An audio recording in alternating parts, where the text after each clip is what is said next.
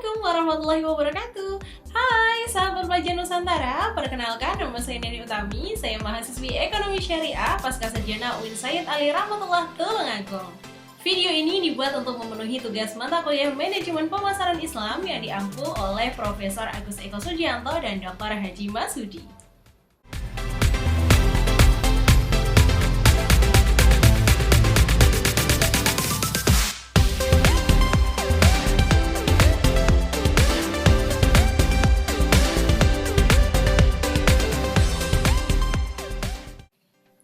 Produk dan merek adalah dua hal yang saling berkaitan dan tidak bisa dipisahkan. Namun, saat ini persaingan merek sangat ketat akibat derasnya arus globalisasi dan juga gencarnya digitalisasi. Sehingga perusahaan-perusahaan berlomba-lomba untuk mendapatkan atensi dari konsumen dan memenangkan persaingan.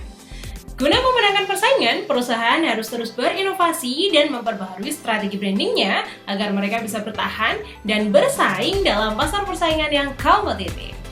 Salah satu upaya yang dapat dilakukan oleh perusahaan agar brand yang mereka ciptakan dapat memenangkan persaingan adalah dengan menciptakan brand equity. Lalu, apa sih brand equity?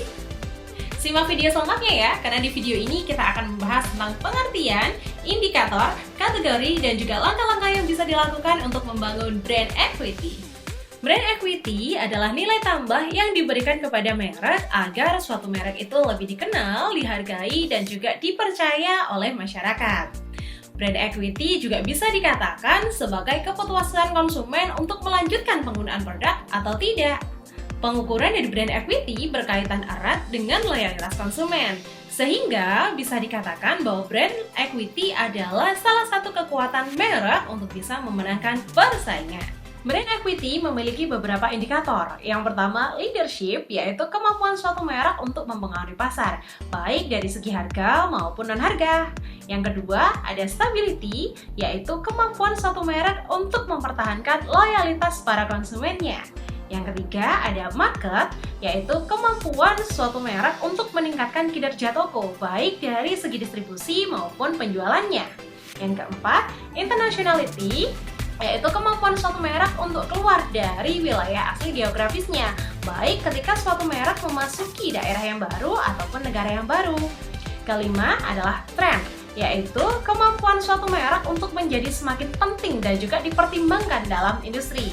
Yang keenam ada support, yaitu besarnya dana yang sudah dikeluarkan oleh suatu merek untuk mengkomunikasikan merek yang diusungnya.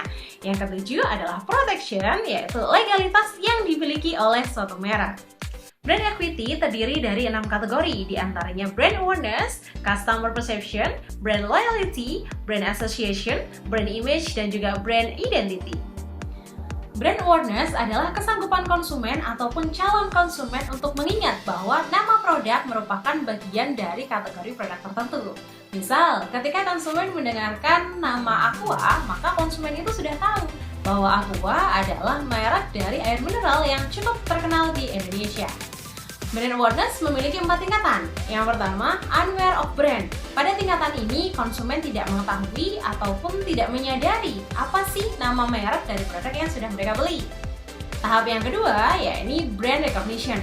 Pada tahap ini, konsumen sudah mulai memilih nih, merek apa yang akan mereka beli dari suatu kategori produk.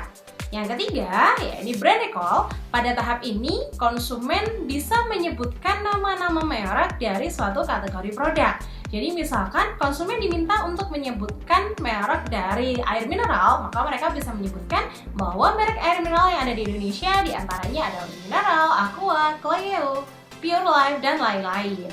Nah, tingkat yang keempat adalah top of mind product. Pada tahap ini, merek suatu produk sudah berada pada tingkatan yang paling tinggi, yakni berada pada puncak pemikiran konsumen.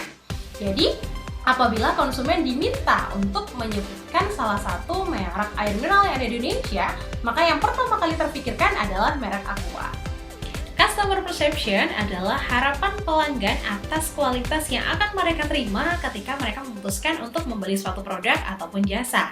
Misal, ketika konsumen memutuskan untuk membeli sepatu merek Nike, ya diharapkan dengan harga yang affordable, mereka bisa memenuhi gaya hidup, mendapatkan sepatu yang tahan lama, dan juga stylish tentunya.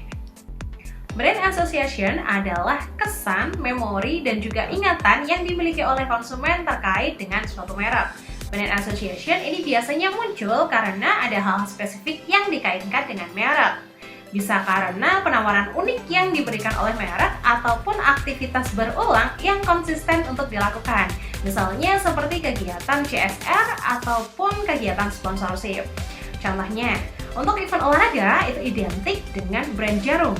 Sedangkan untuk kegiatan kebersihan itu identik dengan brand Lifebuoy. Brand loyalty adalah ukuran kesetiaan konsumen dalam menggunakan suatu brand. Brand loyalty dibagi menjadi 5 tingkatan. Yang pertama adalah switcher atau price buyer. Pada tingkatan ini, konsumen tidak peduli dengan brand apa yang mereka beli. Mereka akan memutuskan untuk membeli suatu brand apabila brand tersebut menawarkan harga yang lebih murah dibandingkan dengan brand lain yang sejenis. Yang kedua, habitual buyer. Pada tingkatan ini, konsumen memutuskan untuk membeli suatu brand karena merasa puas atau minimal merasa tidak kecewa dengan kualitas yang didapatkan dari brand yang mereka beli. Yang ketiga, satisfied buyer. Pada tingkatan ini, konsumen memutuskan untuk membeli suatu brand karena mereka merasa puas. Dan apabila mereka memutuskan untuk memilih ke lain brand, mereka akan merasa mendapatkan switcher cost atau biaya peralihan, baik itu dari segi biaya, waktu, tenaga, ataupun risiko. Yang keempat, ada emotional buyer.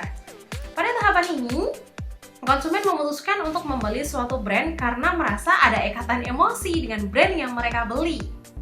Nah, ikatan emosi ini bisa muncul karena pengalaman mereka dalam menggunakan brand dan juga kepuasan yang mereka dapatkan. Yang kelima, ada committed buyer. Pada tahapan ini, konsumen merasa bangga dapat menemukan ataupun menggunakan suatu brand. Jadi, mereka memutuskan untuk membeli suatu brand bukan hanya dari segi fungsinya, tapi mereka merasa bahwa dengan membeli brand tersebut, itu dapat menggambarkan jati diri mereka. Brand image adalah apa yang konsumen pikirkan dan juga rasakan ketika mereka mendengar ataupun melihat nama suatu brand. Misal, ketika konsumen mendengar jilbab merek Elzata, maka yang terlintas di pikiran adalah jilbab ini adalah merek jilbab yang sering digunakan oleh wanita karir. Sedangkan ketika mereka mendengarkan jilbab merek Rabbani, maka yang terlintas di pikiran adalah Rabbani ini adalah brand jilbab yang sering digunakan oleh para pelajar. Jadi, ketika suatu produk memiliki brand image yang positif, mereka akan memiliki peluang yang lebih besar untuk dibeli oleh konsumen. Brand image dibangun dari beberapa elemen, diantaranya kualitas produk, kepercayaan konsumen, manfaat produk, harga, dan juga informasi produk yang tersedia. Brand identity adalah segala sesuatu yang melekat pada brand yang menggambarkan identitas, karakter, janji dari produsen kepada konsumen agar mereka dapat dikenali dan dibedakan dengan para pesaingnya. Brand identity ini bisa berupa logo halal, warna, simbol, tulisan, kemasan, slogan, dan lain-lain. Contohnya, iPhone dengan logo Apple-nya, kemudian Starbucks dengan logo Queen-nya, dan juga Honda dengan One Heart-nya. Lalu, bagaimana cara membangun brand equity? Brand equity dapat dibangun melalui beberapa langkah.